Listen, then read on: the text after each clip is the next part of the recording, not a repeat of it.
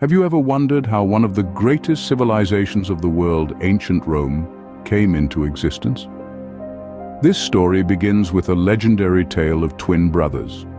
Romulus and Remus, abandoned at birth and raised by a she-wolf, are said to have founded Rome in 753 before the Common Era.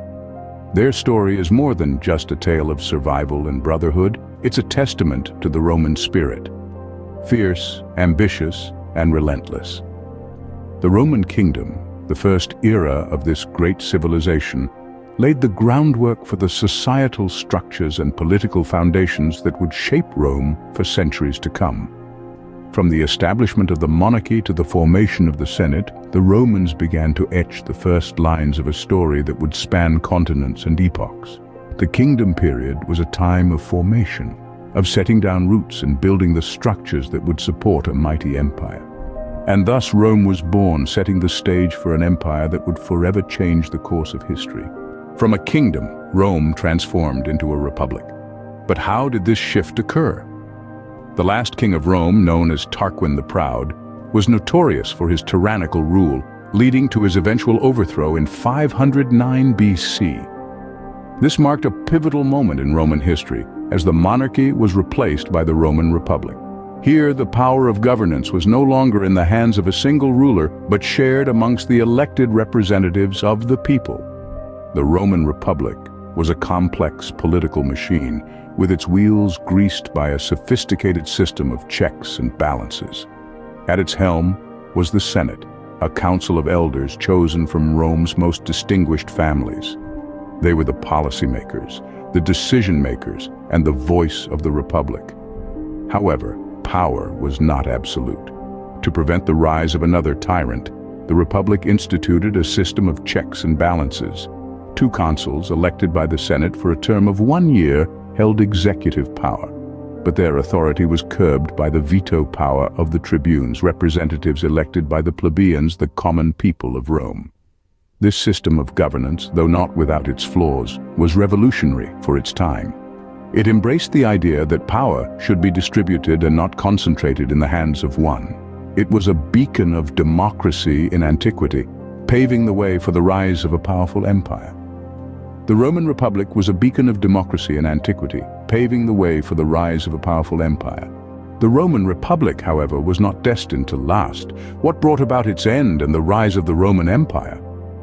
The decline of the Roman Republic was a tumultuous affair, marked by civil war and political upheaval. The Republic was a time of great political freedom, but also societal instability. This instability eventually boiled over into a full-blown civil war, where power was seized by a man named Julius Caesar. Caesar, a military general of extraordinary talent, managed to gain the support of the common people and the military, and declared himself dictator for life. This move sparked outrage among some senators, leading to his infamous assassination on the Ides of March. But Caesar's death did not restore the Republic.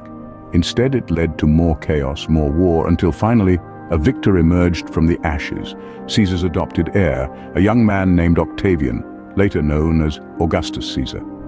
In 27 BC, Augustus declared himself the first Roman emperor, marking the end of the Republic and the beginning of the Roman Empire. Under Emperor Augustus, Rome experienced a period of relative peace and prosperity known as the Pax Romana, or Roman peace. This golden age of Rome saw developments in infrastructure, the arts, and legislation that would shape the empire for centuries to come. But Augustus was just the first in a long line of emperors, some benevolent, some brutal.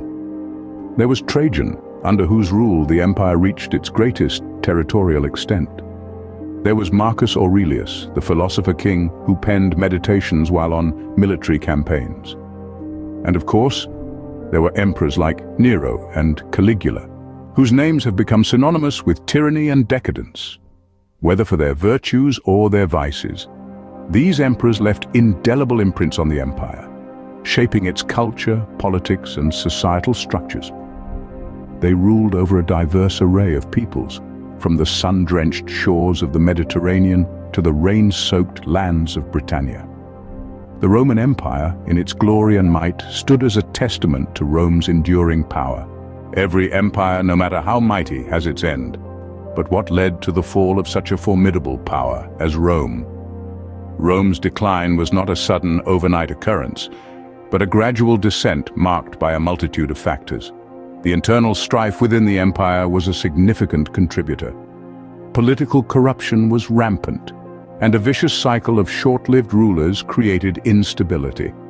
Rome had over 20 emperors in the span of 75 years, many of whom met violent ends. The citizens' trust in their leadership dwindled, breeding an environment of fear and uncertainty. Rome's economic health also took a hit. Widespread inflation, driven by years of deficit spending, debased the currency. Trade decreased, and the once thriving economy found itself in a state of stagnation and decline. But perhaps the most visible sign of Rome's fall was the relentless invasions by barbarian tribes. The Visigoths, Ostrogoths, Vandals, and many others chipped away at Rome's borders, ultimately sacking the city multiple times. Rome's military, once the most feared in the known world, was unable to fend off these attacks. In 476 AD, Odoacer, a Germanic chieftain, deposed the last Roman emperor, Romulus Augustus, marking the fall of the Western Roman Empire. The mighty Rome, once the center of the civilized world, was reduced to a mere shadow of its former self. The fall of Rome marked the end of an era, but its legacy continues to resonate throughout history. Rome fell, but did it ever truly perish? This question nudges us to take a closer look at our surroundings, our institutions, our culture. The Roman Empire, in its splendor and might, was more than just a historical period. It was a crucible of ideas and innovations that continue to reverberate in our modern world. Consider our architectural feats, from the stately columns adorning government buildings to the domes crowning our churches. These are silent tributes to Roman engineering. Our legal and political systems, too, echo the principles of Roman jurisprudence and governance. The concept of the Republic, the idea of a citizens' assembly, all draw from Rome's rich political history. And let's not forget the Eastern Roman Empire, or the Byzantine Empire as it's commonly known. It continued the Roman legacy for another 1,000 years, further influencing the course of history. Although the Roman Empire fell, its influence remains ingrained in the fabric of our modern world, a testament to its enduring legacy